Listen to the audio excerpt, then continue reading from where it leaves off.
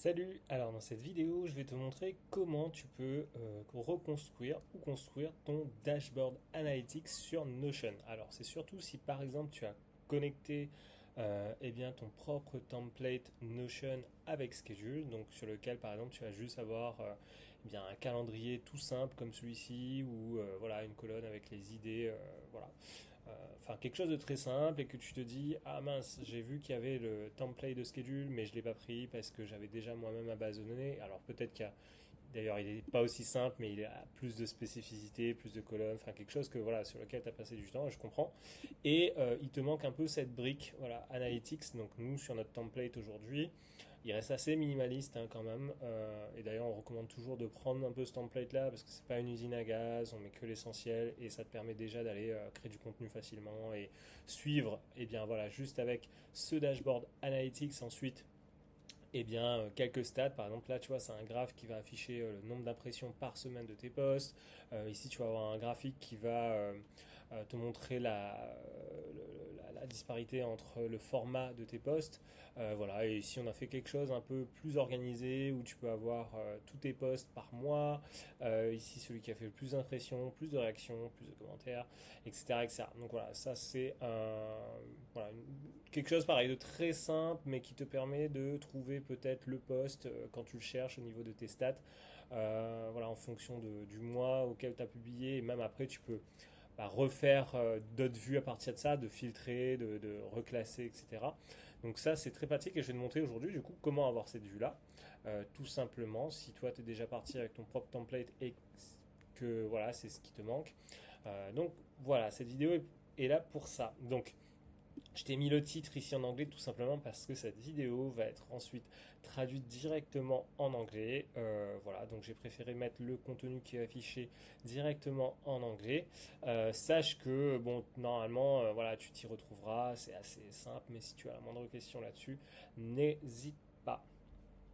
Alors ici, donc moi ce que j'ai fait pour ma démo, donc j'ai vraiment déjà un calendrier, tu vois, avec eh bien, du contenu, donc majoritairement publié, mais si toi par exemple tu as du contenu qui est déjà dans ta base de données, qui est en brouillon, qui est prêt à être publié, qui est à revoir, enfin bref, avec différents statuts, c'est pareil, hein. Donc là, c'est surtout, j'ai mis ces données-là en fait pour quand on va construire la partie analytics, au moins que ce soit un peu plus présentable visuellement pour que tu puisses voir des choses. Donc voilà, donc ça c'est les stats que j'ai récupérés en quelques clics, donc et bien avec Schedule, voilà, depuis mon LinkedIn. Bah, je vais pouvoir te montrer du coup comment construire tout ça. Donc là, tu as vu ici, ce qui est plutôt cool, moi je trouve, c'est que j'aime bien fonctionner avec ce système de boutons qui te permet directement voilà, depuis comme un peu une navigation voilà, sur une page web, d'accéder à tes différentes pages. Mais sache que ça, eh bien, c'est quand même une page tu vois, qui se trouve ici. Donc on peut par exemple cliquer ici pour revenir sur la même vue. Mais voilà, donc ça, ce petit bouton-là, j'aime bien, on va le remettre ici déjà dans un premier temps. Donc on va aller, hop, ici, construire nous une nouvelle page qu'on va appeler pareil Analytics. Alors j'aime bien moi mettre tout ça en grand. On va aller appeler ça démo analytique, tac, comme ceci. Voilà. Donc si je reviens ici, on voit bien que j'ai ma nouvelle page. On peut changer un peu l'icône. Hop, si je me déplace. Euh, tac, un truc comme ça. Voilà, comme ça c'est un peu plus visuel. Hop. Et ensuite, donc, on va ajouter ce fameux bouton qui était ici. Tac, si on tape ça, voilà, nouveau bouton. Donc là, il me demande justement, donc là, on va dire Go to Analytics. Et donc, il me demande quand on clique sur le bouton ce que ça fait. Nous, on veut, hop, je vais me redécaler, on veut ouvrir une page. Donc, Open Page. Voilà, on va aller sélectionner. Alors, est-ce qu'il va me le trouver en premier? On l'a appelé comment? Démo Analytics. Est-ce qu'il va pouvoir me la retrouver facilement? Alors, attends, comment je l'ai appelé? Ah, j'ai mis en français en plus. Démo Analytics. La date d'aujourd'hui, comme ça on va le retrouver facilement. Tac, comme ceci. Voilà, c'est une façon assez simple d'ailleurs quand tu nommes toutes tes pages ou bases de la même façon, d'en rajouter un petit élément permet de facilement retrouver tout ça. Comme ça, ici, tu peux taper 21-01-2026, il va me retrouver voilà, les pages que je veux. Hop, là je clique sur Done et au moins, hop, ici je peux même rajouter une petite icône. Moi j'aime bien mettre une petite flèche comme ceci, plus petite, peu importe en fait, on s'en fiche. Voilà, on va laisser comme ça. Après tu peux changer la couleur évidemment. Hop. Ah, mais il n'a pas changé directement. Hop, faut que je remette une icône. Voilà, donc là, et au moins on sait que quand on clique dessus, eh bien on arrive sur cette vue-là. Donc après, toi pareil, ici tu peux reconfigurer pour l'ouvrir soit à côté, soit full page. Donc on va faire un peu comme une page web. Hop, on clique dessus et on revient. Donc là, l'idée c'est de rajouter aussi le même bouton pour la page inverse. Donc button pour revenir en arrière. Donc là on peut faire go back ou back tout simplement. Et là on va mettre une petite flèche pareil et on va mettre un peu une flèche tac, comme ceci. Voilà, et là on va mettre open page toujours et on va aller sélectionner donc des mots, j'en ai peut-être plusieurs, celle-ci. Voilà, et là pareil, full page, tac. Donc là on a un petit système un peu de navigation, voilà, c'est sympa, comme tu peux le voir, qui nous permet de naviguer et bien, entre nos différentes pages et par rapport à ma création de contenu. Et ça c'est quelque chose que tu peux rajouter, par exemple si tu as une autre page, ainsi de suite en dessous. Voilà, moi c'est quelque chose que je fais notamment pour te montrer rapidement, par exemple sur Schedule, tu vois, j'ai plusieurs petits boutons comme ça qui me permettent directement d'accéder à ce dont j'ai besoin. Donc hop, on va revenir ici.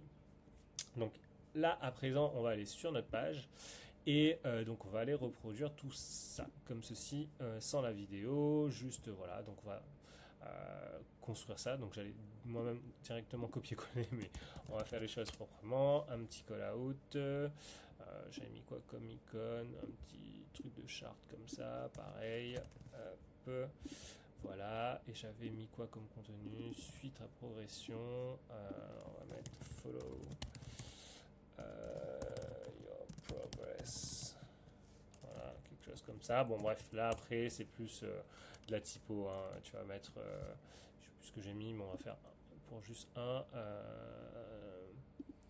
Voilà, visualize. Your data flow. Tac. Chart, quelque chose comme ça. Voilà. Donc là, ça va devenir plus intéressant déjà. Donc, sache que, alors on va rajouter des graphiques. Sache que, alors où est-ce que j'ai mon petit, voilà, Chrome.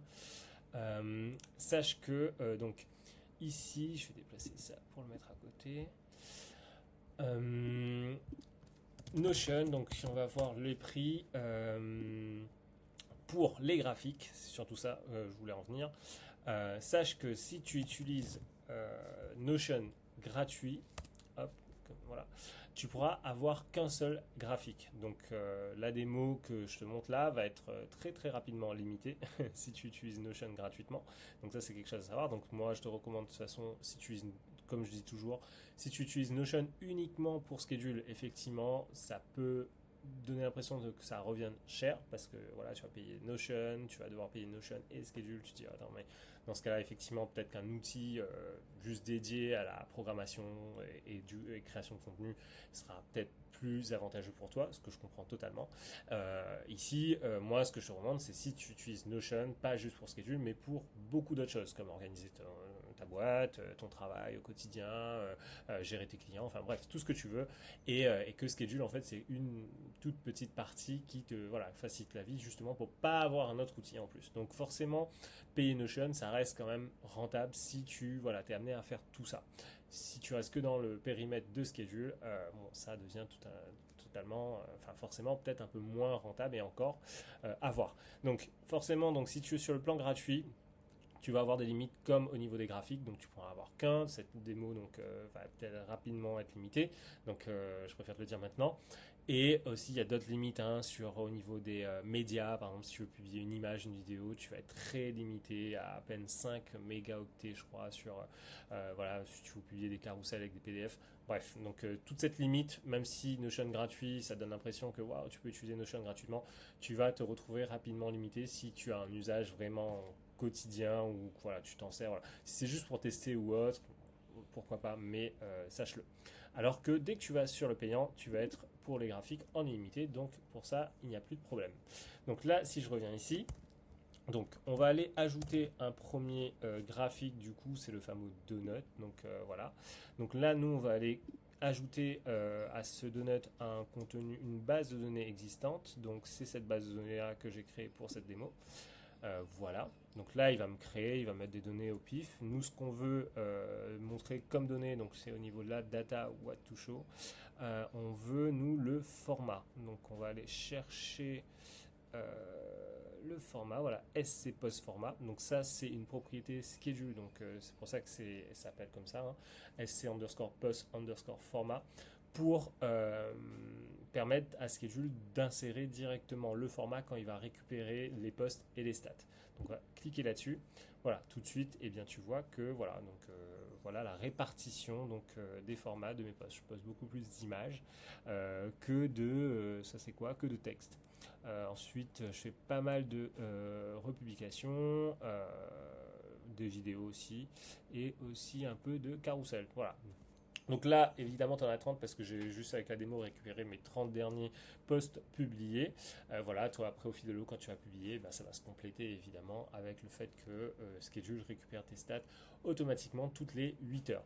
Donc ce graphique-là, on est OK, hein, très basique, tu as pu le voir. Ensuite, je vais rajouter le petit graphique aussi, très très sympa.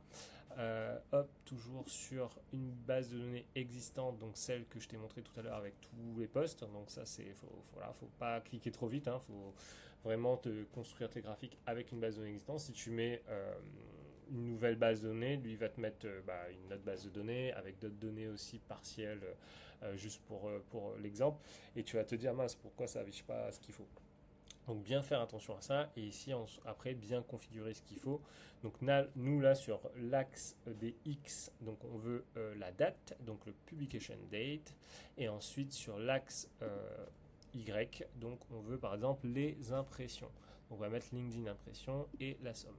Voilà, et on va aussi enlever les zéros, comme ça au moins les posts par exemple qui sont pas encore publiés ou autres ne font pas défaut ici. Et d'ailleurs, on peut aller filtrer, tac, tac, tac. Si toi, notamment, par exemple, là-dedans, eh bien, tu vas avoir dans tes posts là, on n'a que des posts publiés, donc ça fonctionne bien. Mais si tu as d'autres posts, par exemple, prêts à être programmés et autres, qui n'ont forcément pas de statistiques, eh bien, tu veux les retirer. Donc, on peut mettre un filtre en mettant le statut. Mince, j'ai rajouté trop de choses. Statut publié. Voilà. Donc, moi, évidemment, ça ne change pas grand-chose. Mais au moins, pour toi, eh bien, si tu as d'autres posts, tu pourras filtrer de cette façon. Et ensuite, tu peux styliser un petit peu. Moi, j'aime bien quand c'est smooth. Et voilà, pareil, medium. Bref, ça, je te laisse regarder. Tu peux jouer avec. Voilà, c'est que que des trucs custom, quoi. Donc bon, pas grande valeur ajoutée ici. Hop, ici, nous, on va aller ensuite déplacer ce petit graphique pour qu'il arrive à côté du donut, comme ça c'est plus sympa quand même. Voilà, et au moins ce qui est cool avec ce graphique, même s'il fait que afficher là tes stats, donc tu as déjà un peu une vue du global de ok comment ça fonctionne. D'ailleurs, je t'invite évidemment à modifier le nom de ton graphique pour t'y retrouver. LinkedIn impression, hop, et là c'est post format. Simplement, ici, ce qui est cool, ce que je te disais, c'est que tu peux aller, par exemple, imaginons que là, j'ai eu un post qui a apparemment bien fonctionné, de cliquer dessus directement et d'aller, voilà, tu peux retrouver ce post. Donc c'est plutôt pratique. Pourquoi? Parce que là, à partir de là, Ensuite, toi, tu peux tout simplement regarder le post, comprendre, ok, c'est ce post-là qui va marcher, trop bien. Moi, je vais aller récupérer le contenu de ce post et même si tu veux avoir un peu plus de détails, tu te dis, bon, bah, je vais aller voir le post directement. Tac.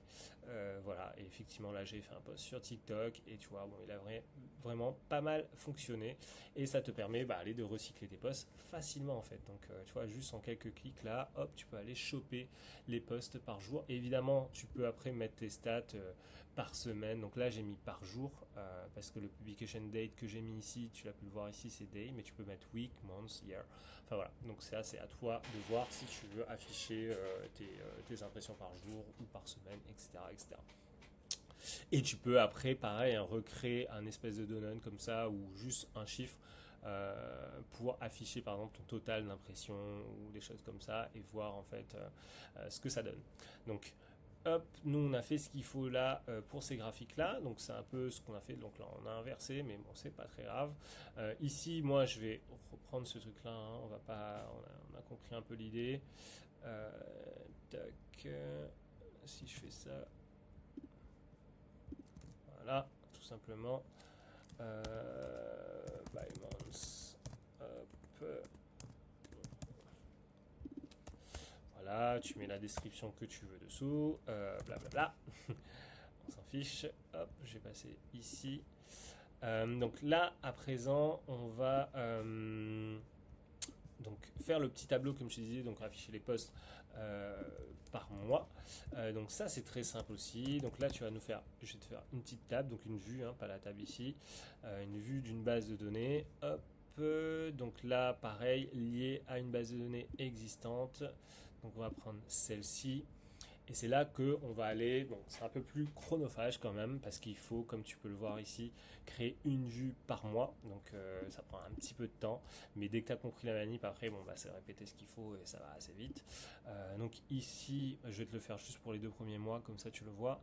Donc nous, on veut pas afficher le titre, on veut par contre, hop, dupliquer tout ça. Donc on va aller déjà dans un premier temps ici et comme tu peux le voir, hein, j'ai renommé à chaque fois. Donc par exemple là je vais te mettre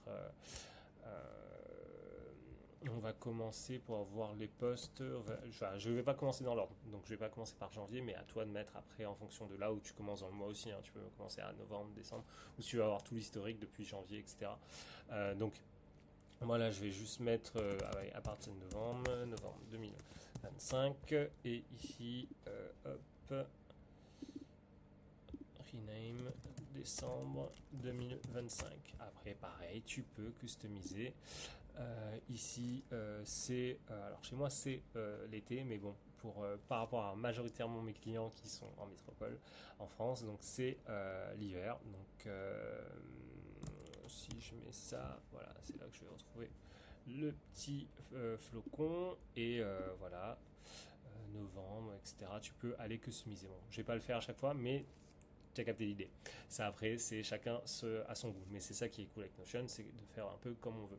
Et de pas forcément trop se prendre la tête au départ pour avoir le template le plus beau. Le tout, c'est que ça t'apporte quelque chose, évidemment, et que ça t'aide au quotidien. Donc ça, c'est des petits détails. Donc ici, nous, ce qui est important, c'est d'aller filtrer ça, hop, par rapport au mois. Donc là, au niveau de la publication date, moi, je veux aller, donc, hop, on va aller mettre between. Donc là, le start, il est du coup de novembre jusqu'à fin novembre. Voilà. Et bah, c'est tout. Tu vois, donc après, à toi d'organiser, hein. Tu peux rajouter, par exemple, tu peux déjà alors pareil, ne pas afficher toutes les propriétés, tout simplement. Par exemple, là, moi, tu vois, j'en ai énormément, donc on va garder les premières. Ensuite, ça, on s'en fiche. Ça, on s'en fiche. Ça, on s'en fiche. Hop. Le format, on va peut-être garder finalement. J'ai retiré. Hop, on va le mettre ici. Bah ça, voilà, c'est ces trucs là qu'on va garder, c'est un peu les stats quoi. Voilà, et après tout le reste, tu vois, tu peux le retirer. Voilà. Et donc ça te fait quelque chose déjà un peu plus soft, quoi, tu vois. Donc c'est cool. Et ici, tac, tac, tac. Après, tu peux organiser par, d'ailleurs aussi, ce que j'ai pas fait. Non, oui, c'est ça. C'est au niveau de la publication date, de mettre dans l'ordre, par exemple, soit comme ça ou soit dans le sens inverse. C'est à toi de voir comme ça, tu vois, tu as un peu les posts qui sont dans l'ordre, du moins récent au plus récent ou du plus récent au moins récent. À toi de voir, et après tu peux même organiser en fonction des impressions, enfin voilà, de tout ça. Ça, c'est toi qui gères. Ah oui, et dans ton filtre, n'oublie pas de rajouter également, parce que si tu as mis par exemple d'autres posts qui ne sont pas publiés en brouillon ou autre, avec une date de publication, ça va pas forcément t'intéresser. Donc là, nous, ça nous intéresse le publish. On va sauvegarder et voilà, au moins on est sûr qu'on n'a que les posts publiés dans ce tableau-là. La même chose pour décembre. Donc là, hop, on va aller plus vite. Publication date. Alors, c'est pas si, c'est sort aussi. Comme ceci. Hop. Sauvegarder. On va rajouter le filtre sur publication date toujours. Et là, on va mettre is between. C'est décembre. Donc, on va faire du 1er jusqu'au 31. Tac. Voilà. Donc, il n'y en a qu'un. Parfait. Voilà, et après toujours le petit filtre également au niveau du statut, ne pas oublier. Voilà, donc comme tu peux le voir, ça prend un petit peu de temps. Là, j'ai fait que 2 mois, mais après, si tu fais toute l'année, bon, bah, faut juste voilà, te caler, je sais pas, 10-15 minutes quand même, ou peut-être 20, mais voilà, et une fois que c'est fait, au moins, tu as ton tableau et tout est organisé. C'est l'avantage, et au moins, tu l'as fait pour l'année et c'est fini. Surtout que là, on commence 2026. Eh bien, c'est le bon moment, c'est le bon timing. Donc voilà pour ça. Et ensuite, le dernier qui nous reste. Donc là, par exemple, tu vois, j'ai bien classé dans notre template. En fait, on fournit 2024, 2025, 2026, tout simplement parce que ça te permet d'avoir tout l'historique aussi de si tu récupères plus de posts d'avant. Et vu que nous, on existe déjà depuis maintenant 3-4 ans. Voilà, à chaque fois, on rajoute un peu dans notre template. On va le faire d'ailleurs pour notre nouveau template pour après l'année 2027, etc.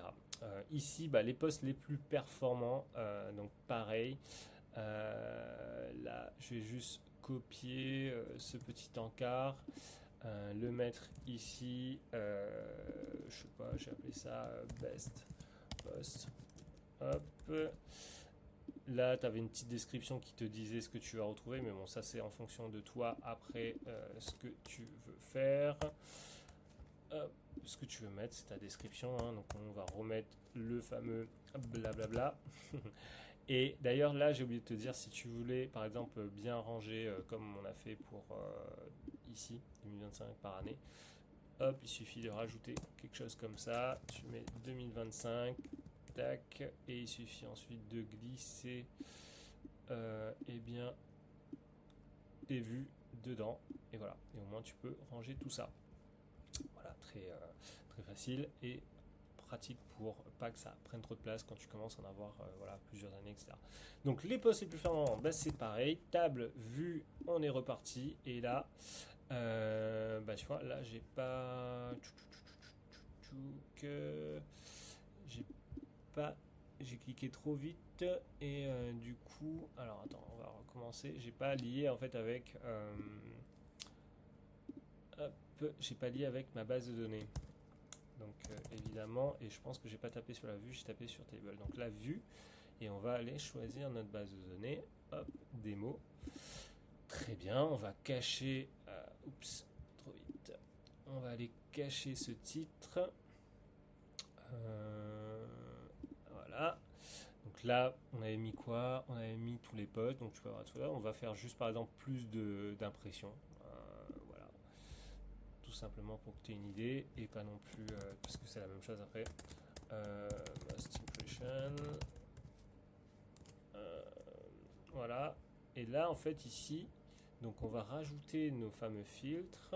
Hop, déjà le premier filtre, tu le sais, c'est sur les statuts pour avoir que publié, même si normalement les stats, tu ne dois pas les avoir sur les posts qui ne sont pas été publiés, mais bon, sait-on jamais, au moins là, tu gardes que les posts qui sont publiés. Hop, on sauvegarde, et là tu vas rajouter un nouveau filtre.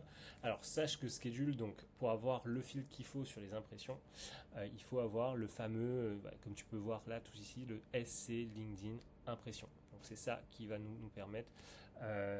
Et d'ailleurs, c'est pas le filtre qu'il faut rajouter. Alors je dis des bêtises. C'est le fait de classer les posts par impression. Donc c'est l'autre. Donc là, on va mettre SC LinkedIn impression. Donc de ne pas récupérer si tu as. Bon, là, tu n'as pas pris le template, mais nous, on avait créé des formules sur le template pour faire un truc assez joli. Mais là, tu prends bien ce paramètre-là qui est de type nombre. Donc ça permettra justement de faire ce qu'il faut. Donc là, si on fait ça, tac. Et là, pareil, en fait, on va sauvegarder ça. On va enlever toutes les propriétés qui ne nous intéressent pas. Ça non, ça non. Ça non, allez, le format pourquoi pas, ça commentaire pourquoi pas, on va le garder. Il est où? Tac, on va le remettre en haut avec les autres. Ça y a plus, ça non plus on garde pas. Le reste Instagram on veut pas. Et là après, bah, à toi de choisir. Si tu as créé des formules comme moi, tu peux les laisser et tu peux enlever le reste tout simplement comme ceci. Tac, tac, tac. Voilà. Hop. Et au moins tu as ce qu'il faut dans les colonnes. Donc là dans les formules j'ai vu qu'il n'a pas récupéré les réactions. Je pense que oui, c'est parce que j'avais mis que Instagram. Donc là en fait tu vois au niveau des réactions, ce que j'avais fait moi c'est un truc assez cool. Mais en vrai ce qu'on peut faire, alors tac tac tac,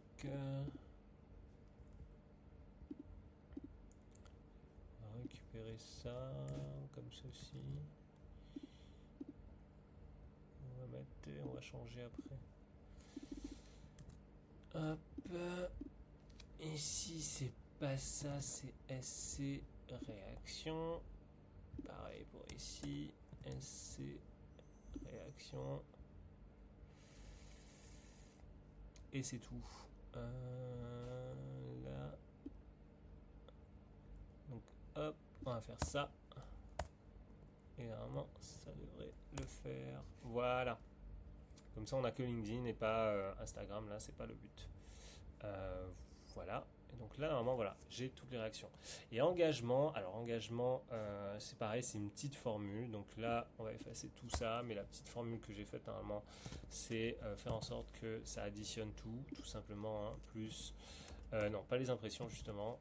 Les réactions, plus les commentaires, plus pas le first comment, pardon, SC LinkedIn, on va faire ça pour pas se tromper, comment, en fait donc c'est additionner tous les engagements qu'il y a eu sur le post, c'est un petit calcul assez simple, comment, shares aussi, hop, et on divise tout ça par impression. Voilà. Et après, bon, on peut mettre une condition parce qu'évidemment, si LinkedIn impression égale 0, tu vas avoir une erreur. Donc, si en fait LinkedIn impression égale 0, il faudrait mettre directement 0. Voilà, mais au moins là, ça te donne une idée. Et après, ici, ce que tu peux faire, c'est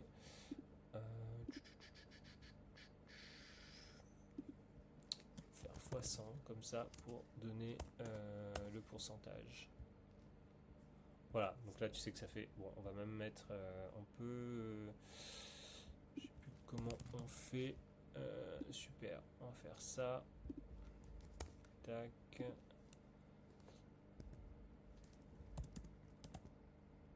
Voilà, un chiffre après la virgule par exemple.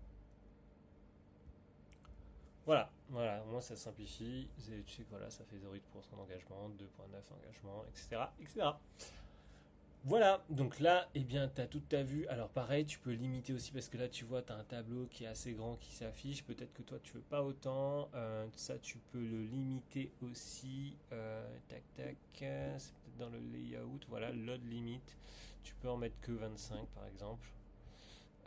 Au moins, ou même 10. On va faire 10 pour que ce soit encore plus court. Voilà. Comme ça, tu sais que si tu as besoin de voir plus, tu as le petit load qui est ici et au niveau de l'affichage, ça ne te casse pas toute ta présentation. Voilà, donc là, après, si toi, tu veux faire eh bien, les réactions, pareil, tu cliques ici. N'oublie pas de lier à une base de données, de renommer la table qui est ici, Most Reactions. Hop, la table, on va refaire ce qu'on a fait en fait, 10, hop. Ensuite, les propriétés visibles, et bien là, je te laisserai faire ce qu'il faut. Les filtres, le filtre sur le statut, hop, publier comme ceci, sauvegarder, et là on va organiser tout ça par réaction, tac, comme ceci. Hop, juste voir ce que ça donne. Alors réaction, alors donc c'est de l'autre sens, parce que chaque fois j'oublie. Hop, comme ceci. Voilà, donc là tu as le top des posts donc, qui ont eu le plus de réactions. Et là ici ceux qui ont eu le plus d'impressions. Donc pareil, ça c'est une vue, tous ces vues là en fait c'est ce qui te permet déjà de suivre les stats de tes posts. Tu vois, donc comme LinkedIn va mettre tout ça à jour, et bien ce tableau là il va être vivant, il va être dynamique. Donc tous les mois et même ceux qui ont eu impression, meilleure réaction, ils vont être mis à jour et tu vas pouvoir t'y retrouver. Et même pour tes clients par exemple, de leur donner une vue, de leur montrer eh bien voilà ton top post eh bien du mois par exemple.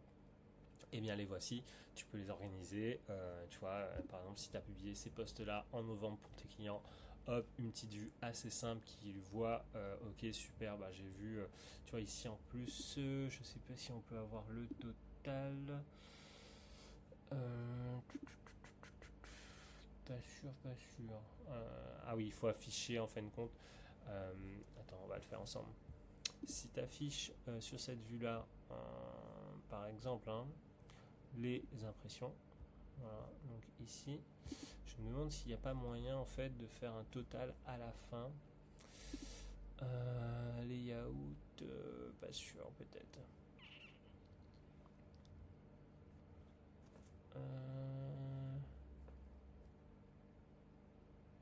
Dans settings.